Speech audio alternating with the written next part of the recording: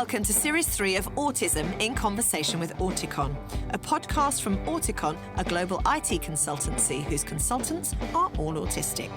This series is designed to help raise greater understanding and appreciation of autism through fascinating conversations with inspirational guests. Hosted by me, Carrie Grant, each episode will feature fantastic guests from all walks of life who share a passion for making the world more inclusive. We'll be talking about the many benefits of hiring neurodivergent talent through to some of the more common challenges faced by autistic adults navigating the workplace, plus much, much more. All of my 4 children are neurodivergent, yay! So this is a subject very close to my heart. I'm really looking forward to facilitating some great conversations about autism and hopefully learning some new things along the way. I hope you enjoy it too. Hello, everybody, and welcome to the latest episode of Autism in Conversation with Auticon. Today, I'll be joined by a fantastic lineup of guests who are all leaders in their chosen field, and they're also autistic. Like so many aspects of autism, the benefits of having autistic people in leadership roles is not one that is readily talked about. Yet there are a number of autistic senior leaders, just like today's guests, who've carved out highly successful and inspirational careers. Together, we'd like this episode to help debunk the myth that autistic people can't have fulfilling and high-level careers, as well as provide useful insight into how the panel have each reached their career goals. To discuss this with me today, I'm joined by Carrie Jones, MBE, British autism advocate, Megan Tanner, CEO and founder of the charity Hear Their Roar, and Charlotte Valeur, chair of the Institute of Neurodiversity. First of all, just so we get to know you a little bit, tell us about how old you were when you got diagnosed as autistic and what was happening in your career or your working life at the time that you got diagnosed. Let's go to Carrie first. So, hi, Carrie. I was diagnosed at 32, but trying to go for a diagnosis prior to that, which was a bit disastrous, really, because there wasn't that much known about autistic women and girls kind of back 2006, 2007-ish time. So what was going on in my career? I was at the time in my late 20s, just as I was on the pathway to diagnosis. I had 3 young children, was recently divorced. I was actually studying social sciences and psychology, which I unfortunately fell out of 2 years in, so I didn't actually get that degree via Open University, because I wanted to help people that felt different. But actually when I got my diagnosis, that really helped, because I was doing a lot of it voluntary at the time, advocacy for autistic families, having 2 autistic daughters, and then being diagnosed myself. So I did get to help people that felt different, albeit in a very low-paid capacity at the time. But it really helped, more so on that kind of emotional vulnerability level. But in a career level as well, when I say it helped, there were also kind of bad points about that, because you don't know if you're getting hired because you're token or talent, which is what I use now in a lot of my stuff. Is I let people know they're here for talent, they're not here for token. And it started off very localised, but then kind of went to the UN, and now I sit on lots of governmental boards and panels and things like that. Wow. Wowza. We need to get deeper into that. But let's first go to Megan. When were you diagnosed, and what point were you at in your working life at that point? It was quite recent, 2019, I believe. So I was about 41. And at that point, I had been working. I founded my charity a year ago. And I'd realised that I was really struggling, and actually with being a leader. And I couldn't lead the way I wanted. And I found that I was failing in a lot of ways. My team would pull one way, some of them would pull one way, I would pull another. It wasn't working. And then when I realised I was autistic and I got diagnosed as autistic, it made so much sense that actually my way of seeing things isn't the norm, and I wanted to be somebody who wasn't doing the normal way, because I didn't like it. I didn't fit in. I was always a square peg in a round hole in any organisations I'd worked in. And I wanted to do it differently, and it just had this glorious assumption that everybody did, and they don't. So I really struggled. But then obviously once I was diagnosed, I was able to create what I wanted Here, There, Raw, the charity, to be in leadership and also in a working environment, and then kind of lay it out and say, this is how we're going to do it. If you're on board, let's go for it. But if you're not, then it's not the right place for you, sort of thing. So that's really fascinating. Do you think then that being autistic, do you think it's been an advantage in terms of the career that you've chosen? I'll come straight to you, back to you on that, Meg, and then we'll go to Carly. Yeah, definitely. I think in some ways, yes, because I've always been freelance. So I may well have worked for organisations, but if I didn't fit in, I could leave. So in that way, I do believe it's been a great asset. And I think you have to evolve yourself into something that can work, which other people might not necessarily have to do, because they can kind of take it and just deal with it, whereas we can't. It's too much for us. It's too sensory in a way. So I think it's got benefits and negatives, if that makes sense. Yeah, absolutely. I really hear that. And for you, Carly? Yeah, Megan, what you've said there kind of hit the nail on the head, to use a metaphor or a phrase. I think you're right. I'm self-employed at the minute. I have just been offered a new job, which I'm not allowed to talk about, but I'll tell you when I'm allowed. But I have been self-employed for many, many years, purely because you can sort out your own reasonable adjustments. And if you're also a carer, which I was at that when my children were younger, it's that transition from I'm mum and I'm carer and I do a bit here and there, to then going on to kind of national level. That transition's much easier when you're self-employed, because you can pace it around, two different hats, if you like. Also, I think with that self-employment, that freelance model, it's my main drive has never been money, which really upsets my daughters and my parents. But it's always been about kind of social justice and about equality. And if you are working in campaigns and advocacy, sometimes if you are an employee of just one person or one charity or one organisation, you have to follow the official line, and you have to say, well, this is actually what's happening. I want to talk about this, but that's not. Their funders aren't going to like that. So I've been able to do advocacy in a sense of actually getting the truth and the authenticity and the honesty out there, because I don't have anyone funding me. Yeah. So that's been a plus. I really agree with that, Carly. I think it's a great advantage. I think when you don't belong to any particular charity as well, it means you can kind of go from one to the other. Now, Charlotte, for you, you're the chair of the Institute of Neurodiversity. Tell us a little bit about how that works for you then, because that's obviously a group of people. How does that work? So we launched the Institute of Neurodiversity a year ago. We're having our first year anniversary on the 15th of October, and it's been quite a ride.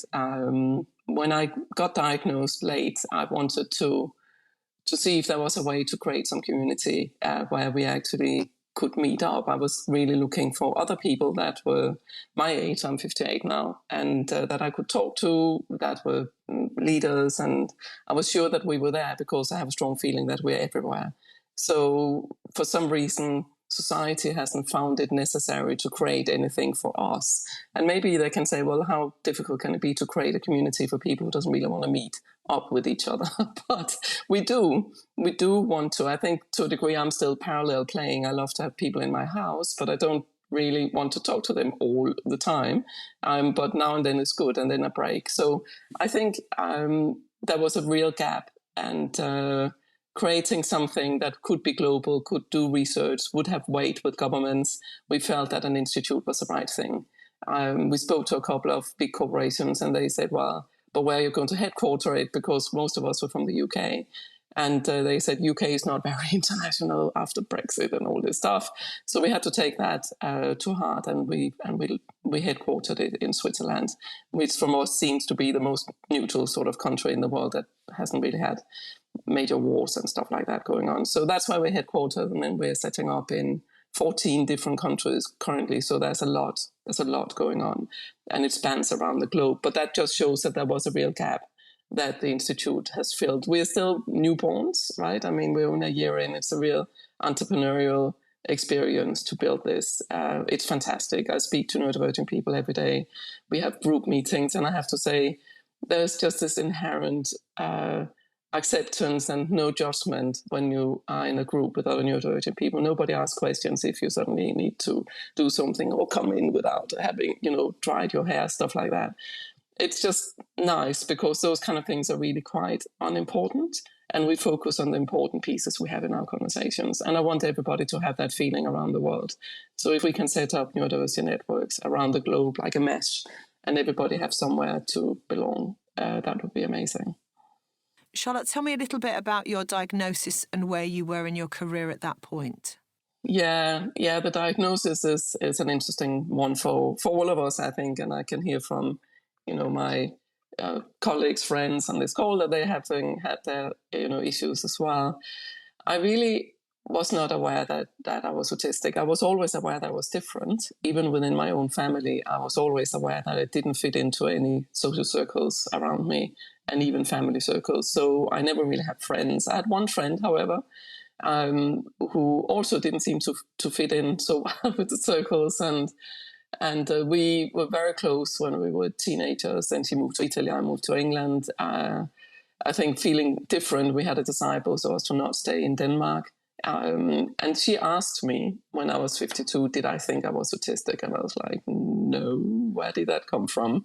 I don't actually, and just to prove a point, I'll take, a self-test. So I took the Cambridge Autistic Quotient test, and it came out with 36 out of 50 traits and a note to say, you seem to be autistic, you should get diagnosed. And I was like, what? But having read through the questions, I thought there's a lot of things I can relate to here, a lot of things. I have an autistic son, so I thought I knew a lot about autism, but what I knew about was how, young boys present, not how girls present. And I was very different as a little girl. I was very quiet. I was very introvert. I didn't really speak if I could avoid it up until I was 12. So at the time I got then the nerve to actually do a diagnosis, which took me another 2 years, I then had the confirmation. I was at that stage quite a public figure. I was chair of the Institute of Directors. I was in the news in the UK on a regular basis, and even in Denmark, since I've been away for like 30 years, and suddenly they rediscovered me when I chaired the IOD. So I was quite concerned with going open with it and being public, but I had a lot of pressure from a couple of autistic charities to do that and try to lead the way in senior leadership and autism, because I had a platform my voice could be on. So in the end, I agreed with Autistic Cat to do a campaign for them to raise money for research in autism. And that campaign was huge. I wasn't actually really prepared for it. Suddenly I was on Sky News, I was in a Today program, I was in all the national papers. I had hundreds of people writing to me. It was completely overwhelming. And it was about the same time as I was leaving the Institute of Directors early, because things were not fitting in with my values. And I had half a year of being significantly overwhelmed. But what was amazing was all the encouraging messages from other autistic and other neurodiversity leaders who said, we don't have the courage to do that. And more it made me feel, why do we have to be so courageous simply to say who we are? And why is it that society only sees us if we have additional disabilities, and the rest of us are kind of just like invisible, right? So it was significant. I thought I might have destroyed my career. I had 38 years of successful, no, not 38, 34 by then, years of successful career. And there was a risk that people would just see an autistic person and think about Rain Man and all the kind of things people associate autism with. And therefore, I would never go on a board, which is how I earn my money, which is how I pay for my 3 children's education, and I'm a single mom. So all of that stuff, it was a massive risk. also for my children's prosperity. And I had to speak to them and have a family meeting where we agreed whether I should do this or not. So they were all super supportive. They know it's important to me to work within equality. And this is just one part of equality that I work within. So it's been good. I am getting onto other boards. People don't seem too scared away. And they seem to just have that as that's just another aspect of me. You've spoken there about running your own thing. Do you think that that's something that autistic people, or particularly autistic women perhaps, need to have happen? It works best. Megan, you've done so many things. You're a choir leader, you're a foster carer, you're the head of a charity. All those jobs are very much you being your own boss, though. And Carly spoke about, because we can, was it you that just said about, I can do my own reasonable adjustments? I love that. I love that phrase. But that's a bit sad. Like, do you think that you're out there on your own because the neurotypical working world is not accepting you, or it's just how it works best for you anyway? What do you think? What came first, chicken or the egg?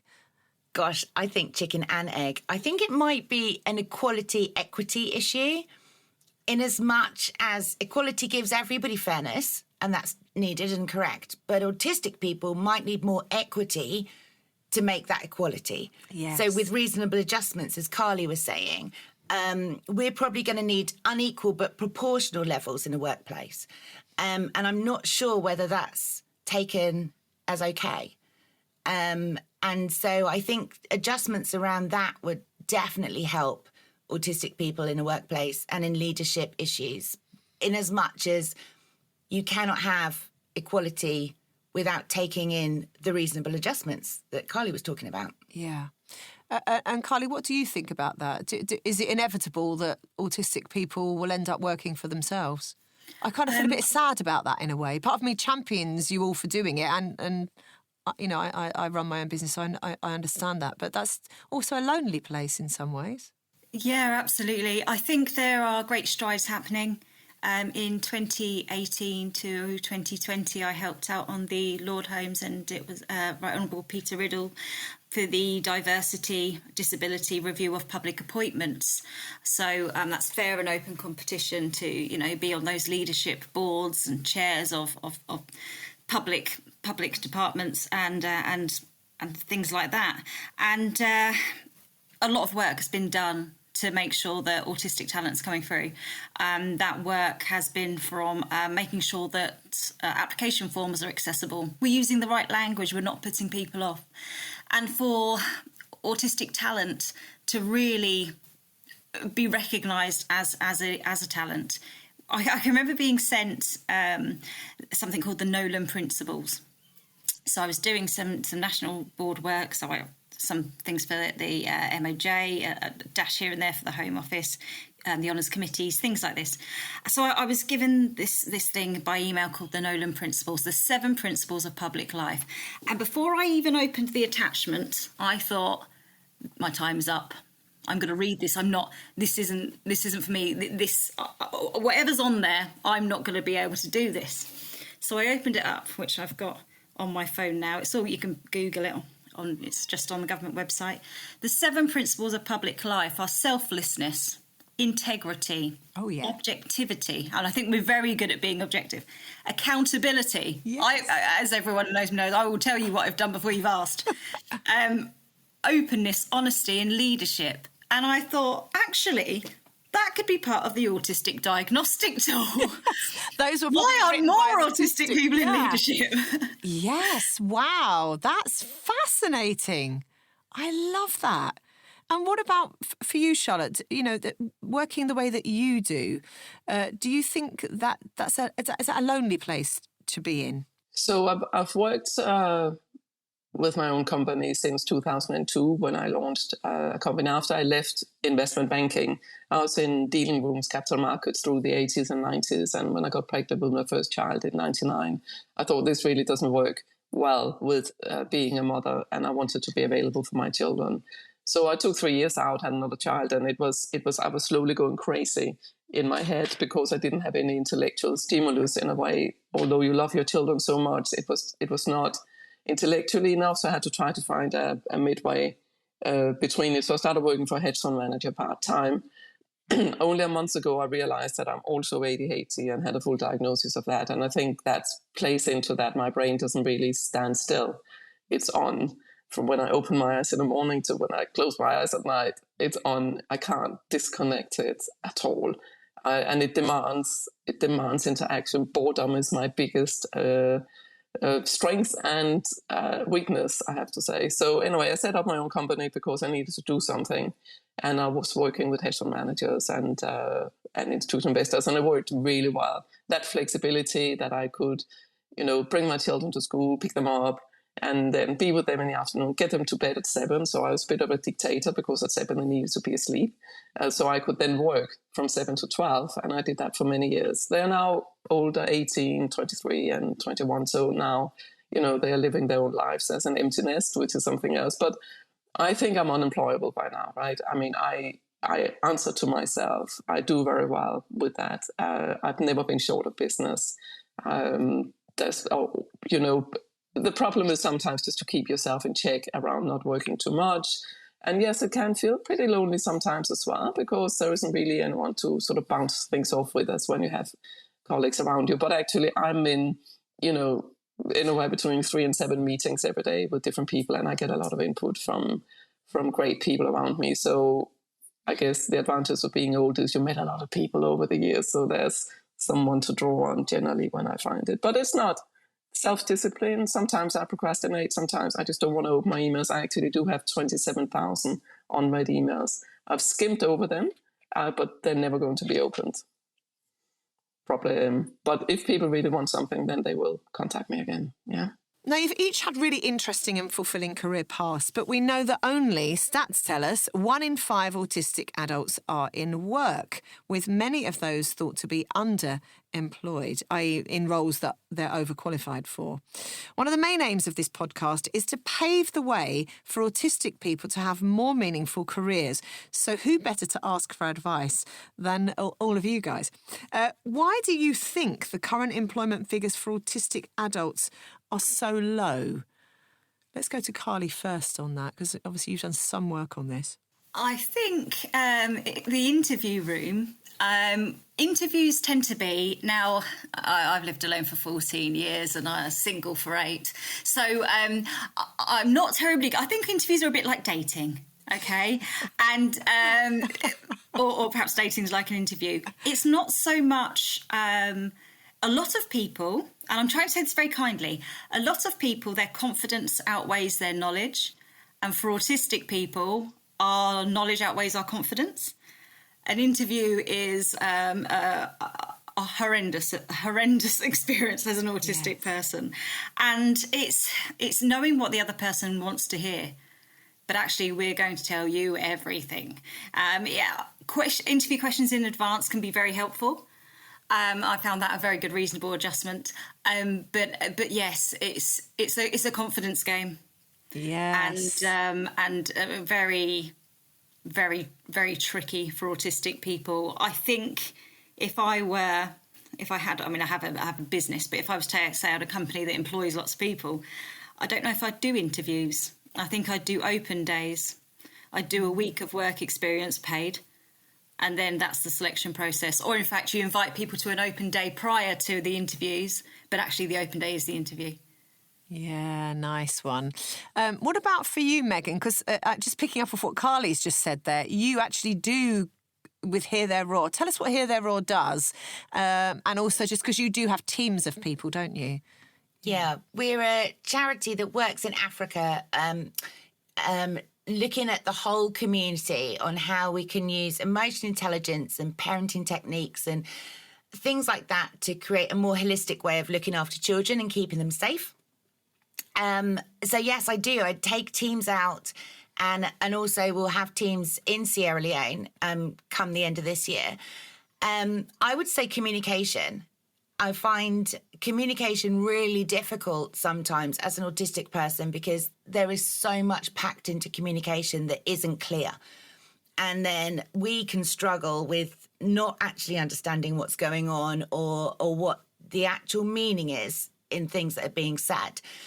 So I think probably, potentially, a lot of autistic people struggle in the workplace because it's a very unclear environment. And the clearer we are, the kinder we are, to create a place where autistic people can feel just secure. I think, as Carly was saying, it's a high knowledge but low confidence. We can come across particularly confident, but that doesn't mean we are. We're probably having to have a little nap afterwards to avoid the meltdown from pretending to be confident. So I think communication, the difference in communication is a big deal, and it does need to be addressed so that it's more equitable. How about for you, Charlotte? I find all the statistics around especially autism quite interesting, but also around other neurodiversities. But let's stick to autism. I don't think the statistic is right, yeah? I think we're a lot more people in employment that people don't. I mean, look at Elon Musk, right? Look at, me. Look at all the massive hedge fund managers. I don't think I met a single hedge fund manager I wouldn't classify as neurodivergent. Loads of lawyers, loads of bankers, loads of accountants. And they are all in jobs and doing well. And they are the ones who will not disclose. When I was looking for a diagnosis, I was told by one initially said, well, do you have needs and issues and disabilities? And I was like, no, but I do feel quite different. Yeah, well, if you don't really have, because it's a medical diagnosis. So if you don't have additional issues, many people are not going to allow you to get a diagnosis. Many GPs even will turn you away. And even I heard Professor Simon Cohen say once, well, why would you get a diagnosis if you don't have? So does that mean we're diagnosing the additional disabilities as opposed to the autism, right? And I think we need to be able to separate the two so that we can ensure that what people get treated for is actually the right thing. Epilepsy is not autism, right? Brain damage is not autism. Having no legs is not autism. Being blind is not. Do you know what I mean? But it gets lumped together, and therefore people are confused. What is autism actually? But if you look at neurotypicals, you can say, well, within the neurotypical population, you have about 20% disabled people. Then you have all kind of other differences, and that's quite normal. But for us, somehow, we are not allowed to have the same variation. No, we have to fit into a little box of someone with extra needs because it's a medical definition. Where I'm leaning much more to the social definition of disability, where the society is disenabling us in being able to take part as much as we should. I'm not saying that it's easy to get jobs when you're autistic, because it's not, because you are different and you look into people's eyes in the wrong way. So I was told, look into my eyes, so I would do it, but I do it too much. And that seems aggressive, right? But because I have to do it in a mechanical way, not in a natural way. And when I have to think, I can't look into people's eyes, so look at their chin or their forehead or their, somewhere else. And people can feel that, and then all kind of wrong things come into play. But speaking to so many autistic people around the world who are in employment and who are successful in their careers, but who will not speak up and therefore are not part of those statistics, I do question if those statistics are correct. If you look at the neurotypicals part of their sort of community who have disabilities, then we have about the same percentages employment. But I think we have maybe 20% of our community who has additional disabilities, and then we have about 80% of people that we don't see. We're invisible. We're different, but invisible. And it's not always easy to be different, but we manage. Does that make sense? So I question all of that. I've questioned it for a long time, but I'm on my own on that one right now. Right. So we've talked about the interview space being trickier for autistic people. We've talked about communication. When you're in those interview situations, isn't it often that the question that you're asked, you're not completely sure on which particular part of the question people are asking? It's almost like the brain is too broad. If the neurotypical people seem to have a very narrow, like how have you, what's been going on in your life? In an interview, does the person mean your working life? Because it's a job interview. Or are they truly looking for you to answer what's been happening in your life? And are they expecting you to give really truthful, authentic, trauma-filled answers? Or are they just wanting something really frivolous because they're using that sentence as an opener? Do you know what I mean? And I think sometimes those things are really, really hard to read. Have you experienced that, Carlie? Yeah, I don't really understand rhetorical questions. There are no rhetorical questions in my brain. I saw this great thing online the other day, and it said, "Oh, you're at a concert, and the pop star says, hey, how's everyone doing tonight?" And then, you're at the back going, "Actually, it's been a rough couple of months," and then you're kind of reeling out what's been going on rather than just going, "Yay!" Nothing is rhetorical. I'm going to tell you everything, which might seem unprofessional, but I just don't understand rhetorical questions. And the context, a lot of interview will use kind of that STAR system, won't they? Situation, tasks, action, result, all of this. In what context? I've got 1,000 that I could tell you about. And I think it might be particularly difficult for autistic people because we're so used to kind of that leadership, advocating for other people, also, quite mother hen in our ways. I can sell somebody else's abilities tenfold. I can champion someone else. Can I sell myself in an interview? Absolutely not. Yes. So I tend to go for roles which are helping other people, because then I can just say, I can't sell myself, but I can tell you what I've done to help other people, because I just can't. And maybe it's a British thing, I don't know. It's that to actually go, oh, well, I did this and I did that, I was the first person to do this. If I heard someone else say that, I would be really impressed, but I'd also be like, that wasn't very modest. So I tend to be incredibly modest and just go, oh, well, actually, we couldn't have done it without them. But in an interview, you're told, say you did it. And I'm like, I can't, because it was a team effort. I was just the face of it. So I'm terrible. Yeah. I'm terrible. Do you know, there's something that's happened in leadership in the last probably 30 to 40 years. There's been a shift in leadership. So leadership 40 years ago was a very Churchillian hero leader. So you had very charismatic people that could hold the room, and they really led by stealth, and it was all about them and their identity. And of course, when you think about employing people, most leaders will employ themselves. So legacy is basically finding the next white man along that is a charismatic speaker that can do exactly the same as what I have done in my career path, as they would be saying.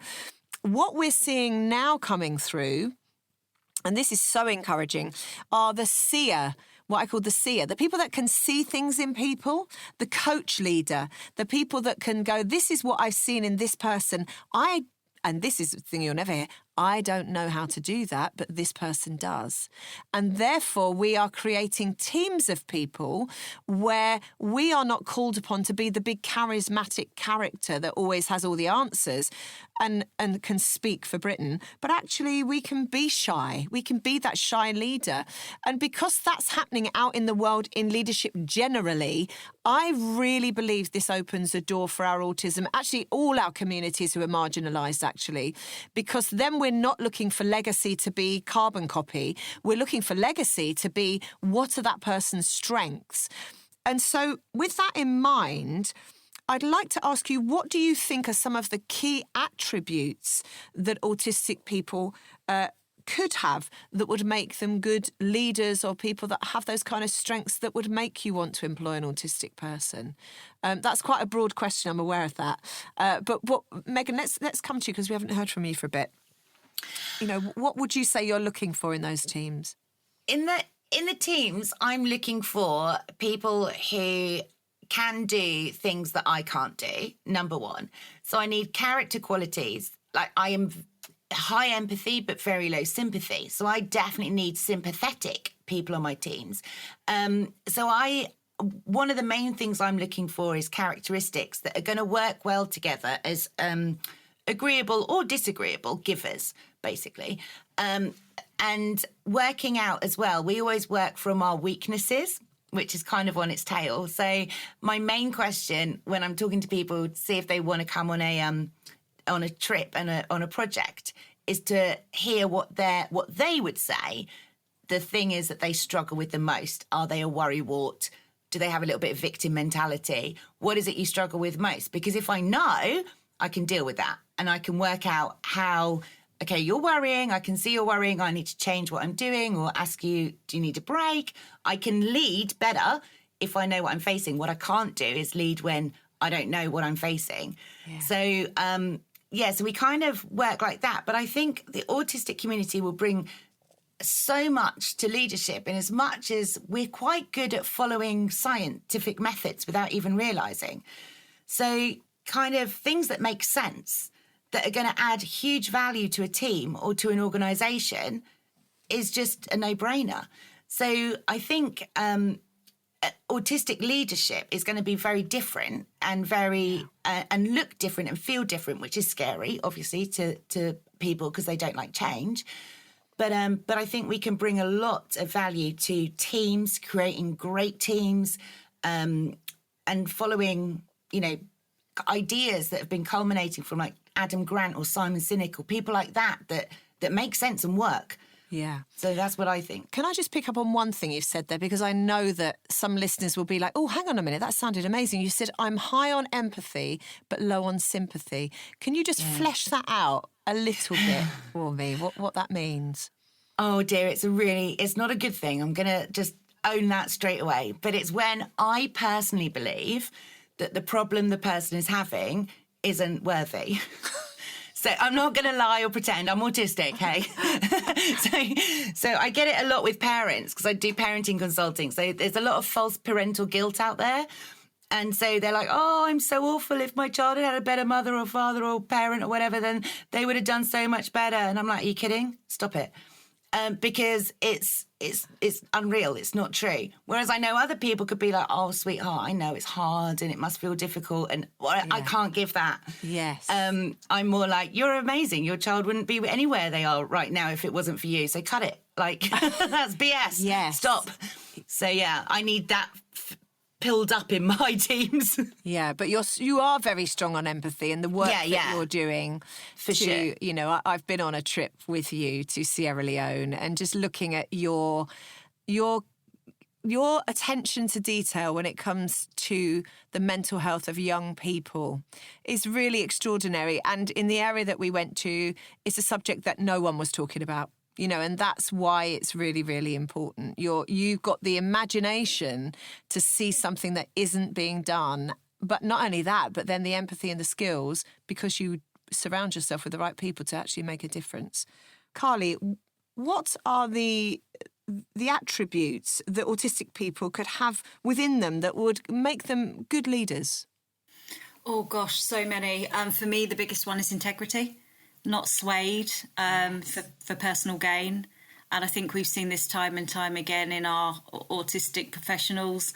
And I can count several times where I've been offered some very nice financial things for something I don't believe in and then said no, which is a shame. Sometimes it'd be nice not to have that much integrity because I've still got my mortgage to pay. So, but yes, the integrity is the biggest one. Very, very rule-driven. So we spoke previously about being freelance or self-employed can be very beneficial, and it is, but also finding the right department or the right company or the right organisation where their rules, there's rationale behind the rules, because we can be incredibly rule-driven. So if actually we believe in the same ethos, we believe in the same the rationale of those rules, we could be the most rule-driven leader that you've got there, leader or employee. Wow. I think we've got incredible memory, attention to detail, able to spot patterns from a very objective view. And if you can spot patterns, you can predict things. And with that, you can kind of mitigate risk, particularly if that was safeguarding or even financial economic spheres as well. And I did an apprentice when I was a teen mum. Did an apprentice in a legal company, and one of my main jobs was to shred things, and shredding contracts that had to be shredded because they were too ambiguous. And I found, because I'm so black and white in my thinking, that I could spot legal loopholes almost as if they were highlighted in front of me, because if it's grey and it doesn't make sense, then it's ambiguous. So I see a lot of autistic people in kind of legal spheres as leaders now, and there are many more coming through. So that kind of black and white thinking, although it can be very detrimental personally, is actually a real skill professionally, particularly in legal matters. And for you, Charlotte?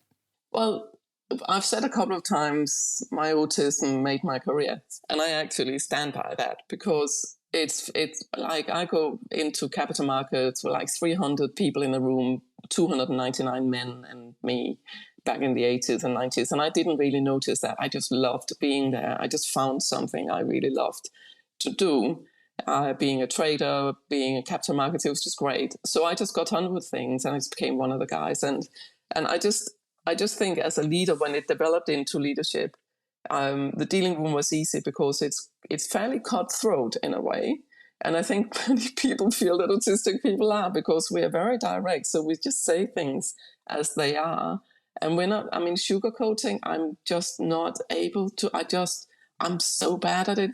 It really, if I try, it just comes across really, really insincere, if you see what I mean. So it's just, and I know that we all have similar experiences in this, but it does feel as if the higher up you get in the hierarchy, the easier it is to be allowed to be who you are. So we could meet a lot of CEOs that are also neurodivergent, but they have reached the top. I mean, Elon Musk, nobody's going to question too much of what he does, right? He can be who he is, and he does things his way, and but nobody can question his achievements, right? Whether you agree with things he says or not, no one can question his achievement, despite being autistic. And I would like neurodivergent people to actually understand that maybe it's because of, as opposed to in despite of, because the world needs how we think differently. And as you get higher up, I spoke to a young autistic man at some stage, and he said, I find it so much easier speaking to CEOs than I find speaking to middle management. I said, well, because CEOs, one, you probably meet a lot of our kind. And also, they are often more cognitively developed and want and understand that they need different kind of people to help themselves think out of the box. So I think the world is coming to a place where we significantly need the people who doesn't follow the rules, because quite frankly, the rules we've followed for the last at least 200 years are just wrong, right? I mean, progress is not progress.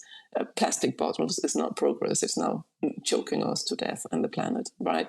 So we've made wrong decisions. And maybe if you had more of us at the table going, oh, hello, what about this and this and this and this? We might have made better decisions, right? Because they were in an echo chamber with similar kind of people sitting in a room deciding for all of us. And the same with what's normal and neurotypical. Isn't that just set by a small group of privileged white men, quite frankly, a couple of years ago? And we all follow the rules that they set. It's not something we all did together. And now is the time for us to say, actually, do you know what? I'm not going to follow those rules someone said to you 200 years ago or whatever of how I need to be, because it's insignificant comparison to what I can bring to the table when I'm allowed to be me. I think often as autistic people, we're taught, I'm saying we because I have a lot of traits. We know, Carrie, we know. Well, I know you guys know. But, yeah. All right, you two, stop ganging up on me. But I think that if you're taught not to trust that your right is right and your wrong is wrong, if you're taught not to trust that, it can take you a number of years. You can get right into your middle age before you realise that your gut instinct is good. And I really trust my gut instinct now. And I think when I look back, it's what made me or makes me a good coach as a singing vocal coach. Because my first base is I listen to someone sing, do I feel comfortable or uncomfortable? And I trust that, like, okay, I'm feeling uncomfortable. Now it's forensic. Now I just need to find out why there's that discomfort.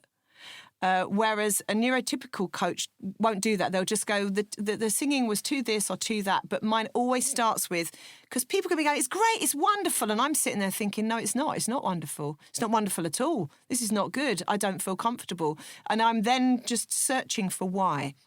So I think sometimes it's trusting that those unusual ways, they're almost like diverted ways of looking at things can be really helpful. Another thing that I've found super helpful when working with teams of people, employing people, I don't know how you feel about this, is one of my interview questions to people is always, how's it going to end?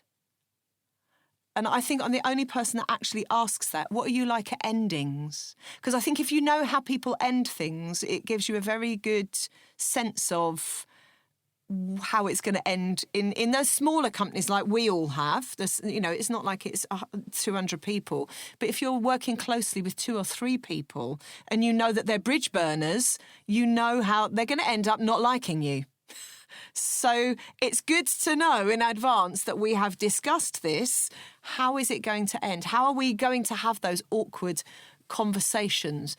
So I think I'd like to ask you, Megan, like in terms of when you've been working with people and you kind of know that you've got to let them go, that's hard, right? How do you do that? Or are you able to just do that in a very matter-of-fact way? Oh, my goodness. I have had to learn through the hard way this, and it's not been comfortable, and it's been really sad at times, actually, because it's not how you want it to be. It's not what you want or what you see as right or ethical, but, it's human, isn't it? Sometimes that doesn't work out, doesn't end the right way. I feel that actually you taught me to ask the question, how will things end? And I needed to hear that. And it was such a valuable lesson. And it's definitely changed how things end now. People, it's a struggle for an autistic person to read between lines of what people are saying. Yeah. And so,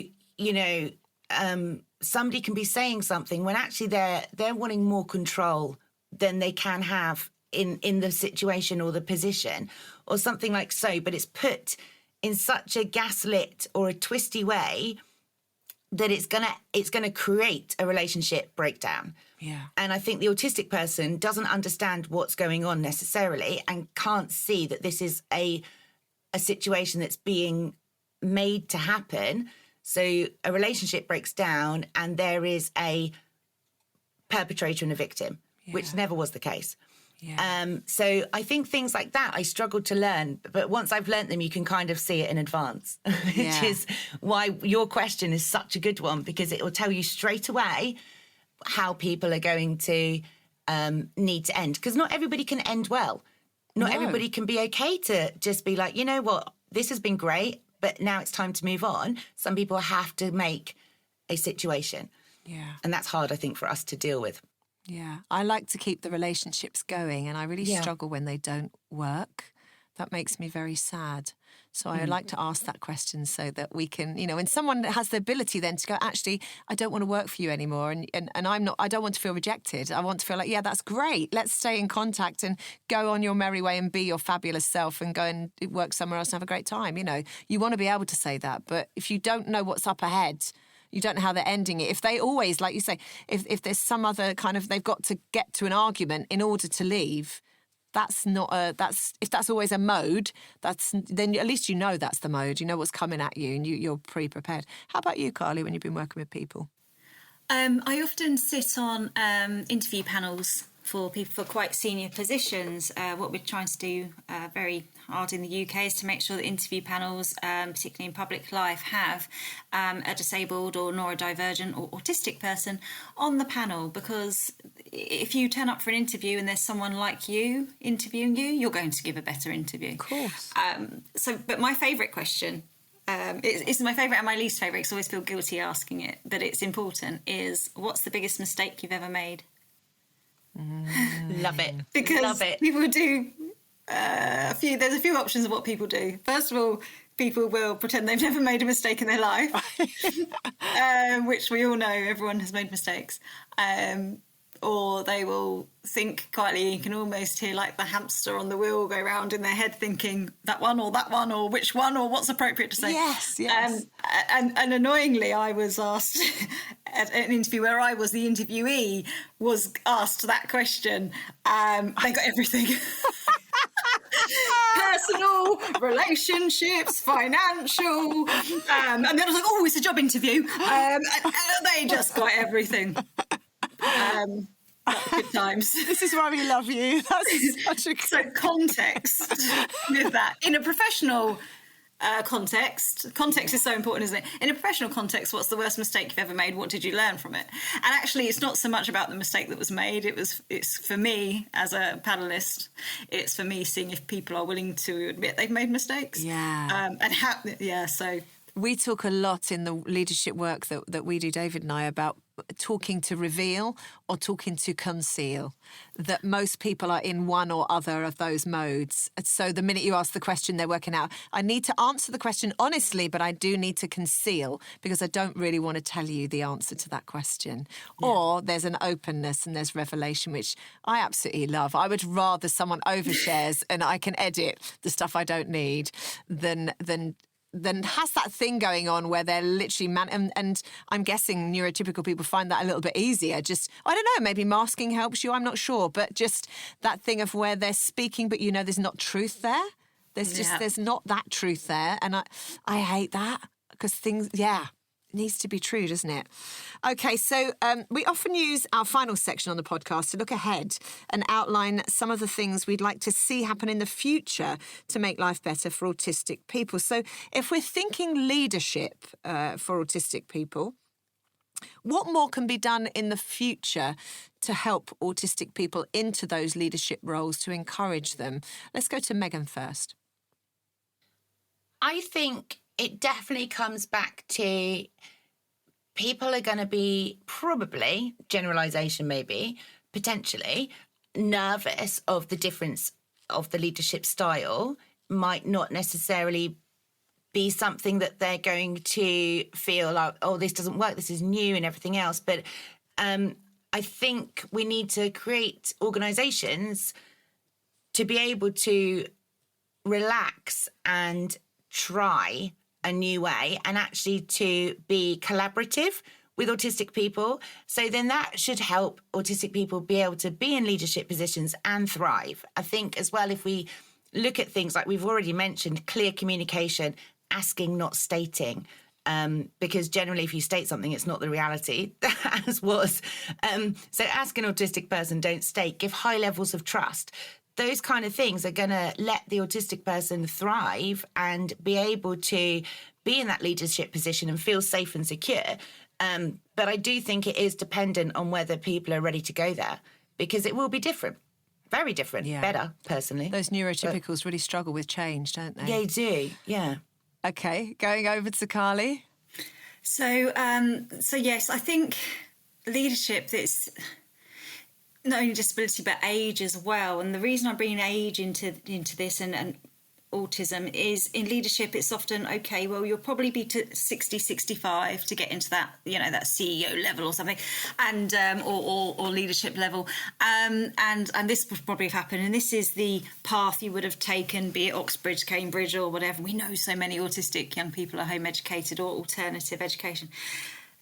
We need to kind of break that mould. And also we need to make sure, and I'm quite passionate about this, we know the autistic average mean life expectancy is for an autistic person with a learning disability 39, or if they are autistic without a learning disability, around about 54.